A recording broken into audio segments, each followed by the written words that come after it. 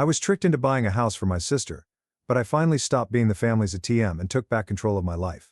It tells the story of how my parents tricked me into purchasing a home for them, then gave it to my younger sister Perry, 29F, and what transpired when I finally had enough. Be advised that this is a lengthy and intricate tale of financial exploitation, family deception, and ultimately defending oneself. My family had to constantly balance their finances when I was growing up. Even though we weren't impoverished, there was always a tension that was related to money. You could call my dad, 58M, a serial entrepreneur, but none of his business endeavors ever truly took off. He constantly pursued the next great chance, jumping from job to job. He would be selling life insurance one month, certain that he would succeed in the field, and then attempting to launch a home remodeling company the next, despite his lack of experience. Every new endeavor had the same cycle: initial enthusiasm, mounting annoyance, and unavoidable failure. The perpetual optimist, Mom, 55F, consistently supported Dad's decisions.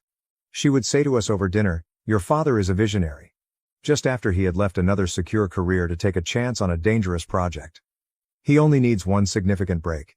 To keep us afloat, she took on part-time jobs, but her true job was to keep up this facade of normalcy while our financial circumstances were anything but.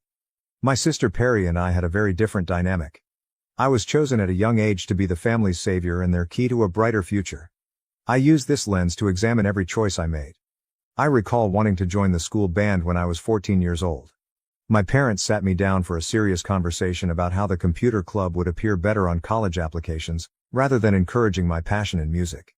My parents, who somehow always found money we purportedly didn't have, paid for Perry's art classes one month and her dance lessons the next, allowing her to follow whatever whimsy interests she had.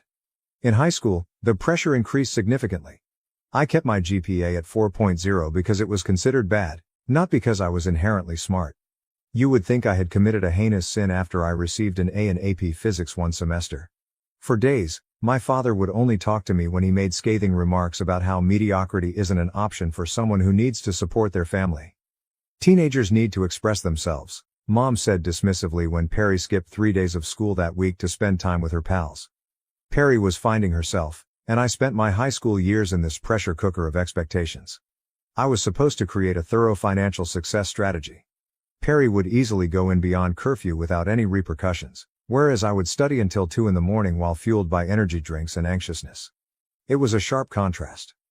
The traditional education system just doesn't suit her learning style, was the response given to Perry's run of D's and F's, while my B+ in calculus prompted a family conference regarding my declining standards. My parents made it apparent that my only choice when it came time for college was tech school, not because it fit with my hobbies, they never inquired about those, but rather because it provided the quickest path to a well-paying career. At every stage, they made sure I realized the extent of their sacrifice by taking out loans and spending down what little savings they had. Mom used to say, "We're eating ramen so you can have a future." But oddly, there was always money for Perry's newest pastime or adventure. Tech school was harsh due to the continual pressure from home as well as the challenging homework. I lived on the cheapest possible diet, worked part-time at a computer repair business in between classes, and was constantly reminded of my parents' investment in me. Every phone conversation featured an update on their financial difficulties as well as overt clues about when I might be able to reimburse them. Perry, meanwhile, left high school during her last year. In fact, my parents applauded her choice rather than the drama I would have experienced. "Not everyone is cut out for school," they stated. "She is courageous for pursuing her own goals." She spent the following years exploring her options, which included working as a barista, store clerk, dog walker and yoga instructor trainee, all of which were part-time positions that lasted no longer than a few months. Until she eventually quit because it wasn't fulfilling her soul, every new job she took was hailed as her genuine calling. I was hired by a burgeoning tech startup after I graduated from computer school. Although the pay wasn't particularly noteworthy by industry standards, it was more than my family had ever received. I recall phoning my parents to break the news, hoping for a single unadulterated moment of joy. Rather, Dad started figuring out how much I could give them per month right away, and Mom started making a list of all the bills they needed assistance with. To save money, I moved into a small apartment with 2 roommates. Although it wasn't ideal, I was earning enough money to buy a home of my own. I felt compelled to live simply in order to support my parents. I tried to balance their needs with my student loan payments and other living expenditures by sending them money each month. However, it was never sufficient. Dad would call with a remorseful speech about how they had given up everything for my schooling if I didn't send an extra month. My work became my haven. I poured myself into projects, gained a reputation for solving challenging issues, and began to advance in the company. Every bonus or promotion ought to have been a triumph, but instead they served as further sources of pressure. "So, you'll be able to help us more now, right?" was the constant inquiry, rather than "Are you proud of yourself?" or "What are your goals?" Perry's pattern of irregular employment and snap judgments persisted. When things went apart, she would return home after living with friends. She would enroll in online classes but stop midway through. Our parents were understanding and supportive of every setback.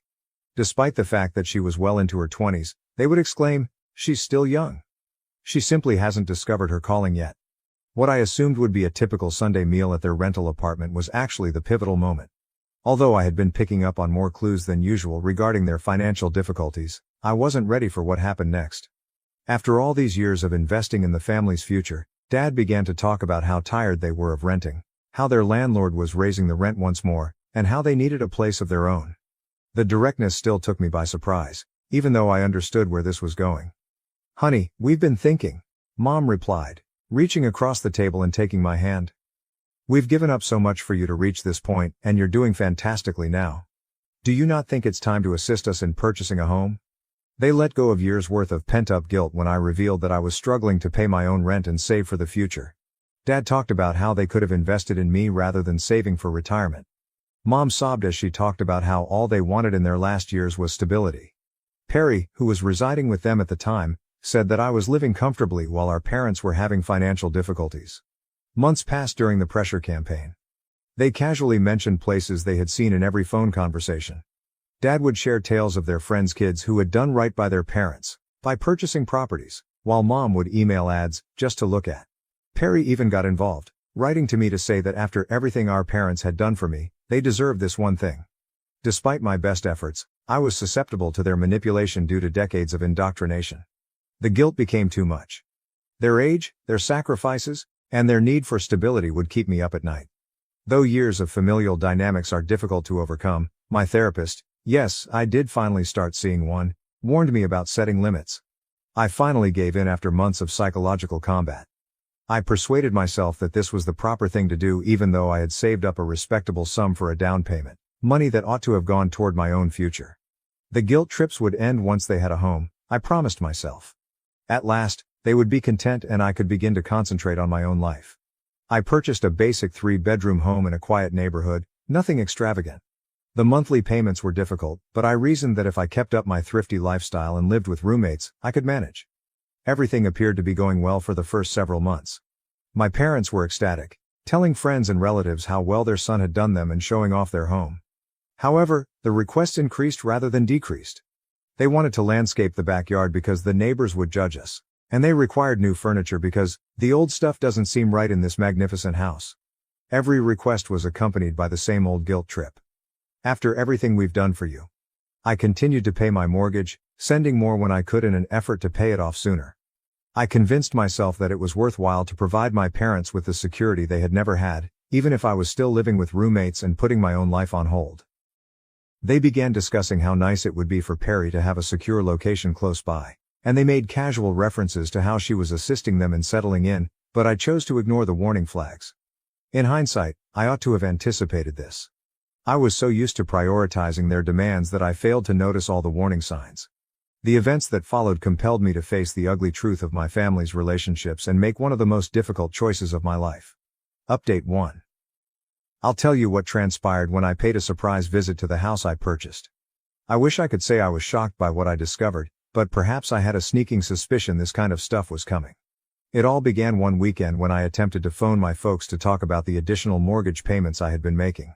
They never missed an opportunity to discuss money, so it was strange that neither of them answered. I made multiple efforts before deciding to drive to the residence. Everything changed because of what I discovered there. Wearing pajamas as if she owned the home, Perry answered the door. She didn't say, "Hey, nice to see you," or even, "What's brought you here?"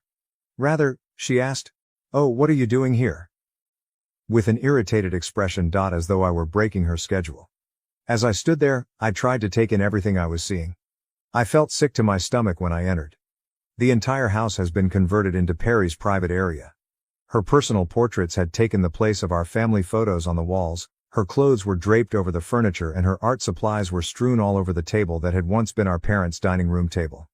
She was allegedly now a budding social media personality, and the spare room had been transformed into some sort of creative studio for her latest business endeavor. "Where's Dad and Mom?" I was able to inquire while attempting to remain calm. She answered nonchalantly, as though everyone knew, "Oh, they moved out a few weeks ago. Across town, they discovered a pleasant rental. Did they not inform you?" Certainly they hadn't informed me. No one had considered mentioning that Perry had moved in and my parents had left, even though I had been making extra mortgage payments on this place. I felt like I was physically struck by the betrayal. I contacted my folks while seated on the couch, which was now adorned with Perry's throw cushions. This time, Mom responded, and her justification infuriated me. "We planned to inform you, honey. We believed this would be the ideal setting for Perry, who required a steady setting to concentrate on her career.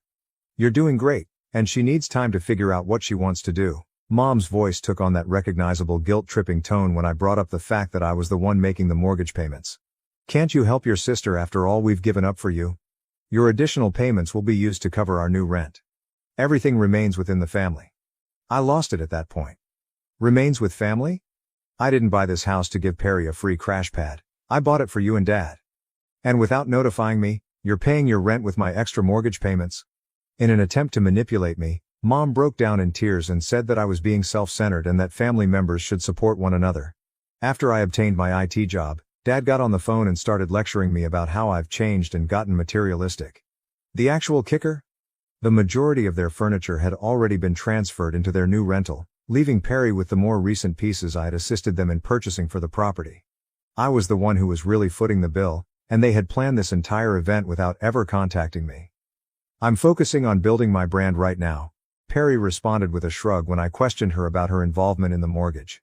She replied, "I'll be able to help out once I get my social media following up," as she opened a new ring light that she was probably buying with the additional cash I had been giving for the mortgage.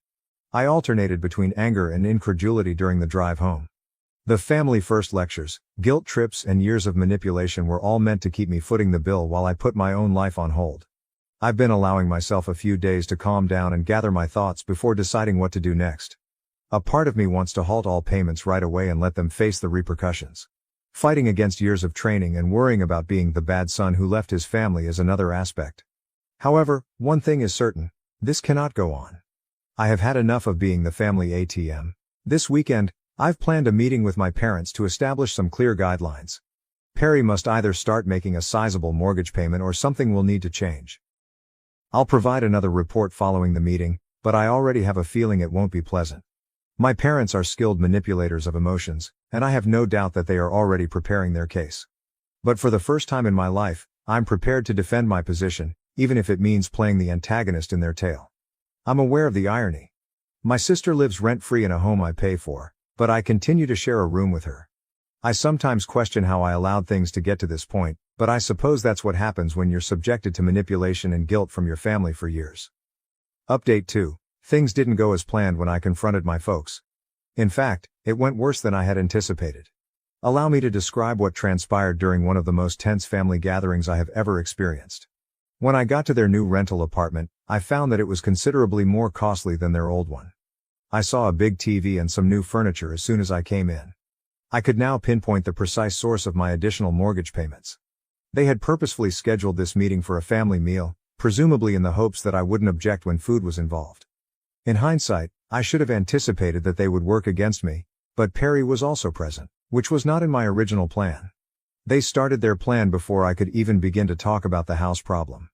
My favorite childhood supper was made by Mom, emotional manipulation 101, and Dad began displaying old pictures of me while discussing simpler times when family meant everything. I made an effort to direct the discussion toward the real problem.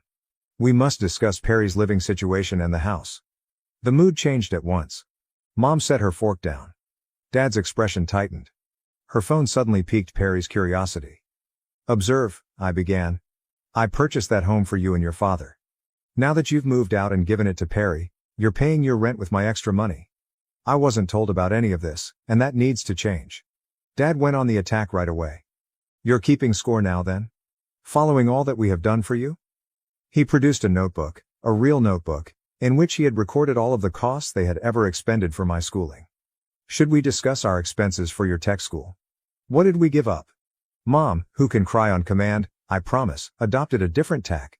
Tears already welling up. Mom added tearfully. We thought you'd understand. Perry is having a hard time figuring out her path, and we just want both of our children to succeed. Isn't that what family does? Support each other? I'm actually working really hard on my social media presence. I've gained 200 followers this month. The house gives me the perfect backdrop for my content. My lifestyle influencer career is about to take off, Perry said, eventually looking up from her phone to share her viewpoint. Perry, you're living rent-free in a house I'm paying for while I'm still sharing an apartment with roommates. How is that fair? I was hearing, and I couldn't believe it. Not everything is about money. You're so privileged with your tech job. You don't understand how hard it is for creative people like me, she said, rolling her eyes. Then they delivered another bombshell. Mom hesitantly said they had already gotten quotations for the makeover and told Perry she could turn the garage into a content creation studio, expecting me to pay for it, of course. This stops now. Either Perry starts paying her fair share of the mortgage, or we need to figure out a different arrangement. I lost it at that moment. We put you through school. We sacrificed everything for your success, and now you're going to deny your sister the same chance, said Dad, slamming his hand on the table.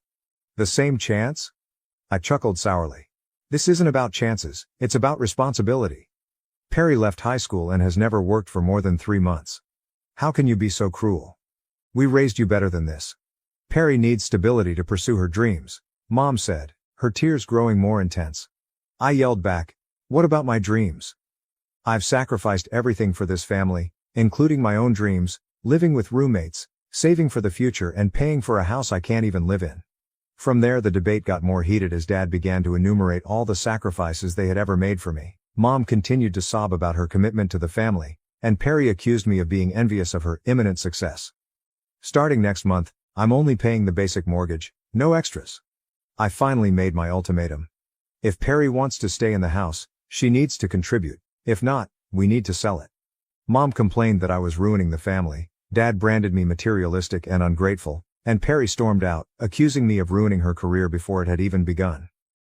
You would think that I had suggested setting fire to an orphanage. On the journey home, I began to reflect on all the years I had spent trying to please them. All the sacrifices I'd made, all the guilt I'd carried, and for the first time, I realized how manipulative they were. I left that night feeling both exhausted and oddly free. Dad sent multiple angry texts about my betrayal. Perry has posted ambiguous social media updates about toxic family members, and dealing with haters. Mom has been calling nonstop and leaving heartfelt voicemails about how they can't afford their rent without my help, and I've already contacted the bank to stop the extra payments. I've been the family ATM for too long, putting everyone else's demands before my own, but I'm not giving up this time. If they can't see that, perhaps more serious measures are in order. For the first time in my life, I'm willing to put myself first, even if it means becoming the antagonist in their story. But I have a sense that this isn't quite over yet. Update 3. Let me tell you how everything finally fell apart and where I am now. Following that final encounter, I took the most difficult decision of my life. I stopped making mortgage payments altogether. My phone exploded in the first week after I stopped making payments. I received 47 calls from Mom, 23 from Dad, and even messages from Perry on every social media site imaginable. I blocked them all, but they got creative, using friends' phones, making new accounts on social media, and even reaching out to relatives I hadn't spoken to in years. I can't sleep knowing my son has abandoned us, was the first guilt-tripping statement in Mom's voicemails. We'll lose everything because of you, was the next desperate statement. In his more combative communications, Dad said, no son of mine would do this to his family. Of particular relevance was Perry's campaign against me on social media. She began sharing stories of toxic family members that ruin your dreams on a regular basis. The surrealist part was when I looked at Perry's Instagram and noticed that she was charging $50 per session for her insights into the influencer lifestyle, while holding creativity classes in the property I was paying for. She used my financial crisis as engagement material for her fans and turned the living room into a content-producing space. The bank sent out their first notice around week 3. My parents sent it to me with a single message instead of addressing the issue. Is this what you want, to see your family homeless? I archived the email without answering. The flying monkeys then appeared. I received calls from family friends I hadn't spoken to in years, expressing their disappointment with my decisions. I was ruining my parents' golden years, according to a long correspondence from my aunt. My former high school instructor even expressed concern about my recent changes in lifestyle on Facebook. None of them were aware that I had finally begun therapy and was recovering from years of emotional and financial abuse. My therapist assisted me in realizing that my family had established a situation in which I was always in charge of everyone's welfare except for my own. Perry's Rise Above Surviving Family Betrayal podcast, which was taped in a house I purchased, was the true turning point. The first episode focused on her affluent tech bro brother's jealous attempts to crush her goals. In fact, she was able to garner a modest following from those who understood her plight. The bank's notices grew more serious after the second month. My parents changed strategies and sent me pictures of homes they were considering, all of which were far less expensive than the rental they were renting at the time. Mom texted from a different number, "See, we're trying to compromise." However, I saw that Perry had not yet been asked to help or find a space of her own. Perry hosted a farewell to my dream space broadcast, complete with theatrical monologues about overcoming adversity, in response to the approaching foreclosure. For her emergency relocation fund, she even created a GoFundMe page, carefully omitting the fact that she had never made any payments on the residence. Finding out that Perry had been renting out one of the rooms to another content provider and keeping the money for himself was the last straw. This came after Mom had called me in tears, explaining that they were unable to make any mortgage contributions. Perry had to quickly relocate her content development business back to our parents' rental when the bank eventually gained ownership of the house. She took care to record everything for her fans, portraying herself as a victim of uncontrollable events. I found it ironic that she never mentioned the true source of the house's funding. Dad gave me a final call, which I did answer. His voice was low, almost defeated rather than the rage I had anticipated. He remarked, "We really thought you'd cave. We never thought you'd actually let the house go." I learned all I needed to know about their perception of me from that admission. They saw me not as a son but as a steady source of revenue that they could control whenever they wanted. The fallout has been easier and harder than I anticipated. More difficult since there is a gap when you break off communication with your entire family, no matter how toxic they may be. It's easier since I'm solely accountable to myself for the first time in my adult life. I currently live in my own apartment. Though small, it belongs to me. Every choice I make is for my own future, not to satisfy the needs or desires of others. I'm finally considering purchasing a home for myself, this time just for me, as my savings account continues to increase. The family still makes an effort to get in touch now and again. Mom sends guilt-ridden, subtly accusatory holiday cards. Articles regarding unappreciative kids are emailed by Dad. Based on the drama in our family, Perry has reportedly remade herself as a trauma healing counselor. However, I'm finished. The sale of the house was about more than simply real estate. It was about escaping a lifetime of shame and exploitation. I've finally come to terms with the fact that sometimes establishing limits means playing the bad guy in someone else's tale. It's never too late to quit burning yourself alive to keep others warm if you're in a similar circumstance. The manipulation is more difficult than the guilt. But it's your life to live. Avoid waiting as long as I did to come to that realization. I want to thank everyone for their warm reactions and tremendous support. I learned from reading your comments that I'm not the only one who has to deal with financial exploitation in the family. I was strengthened by the accounts of so many of you who had gone through similar things. This community has been really encouraging and reassuring.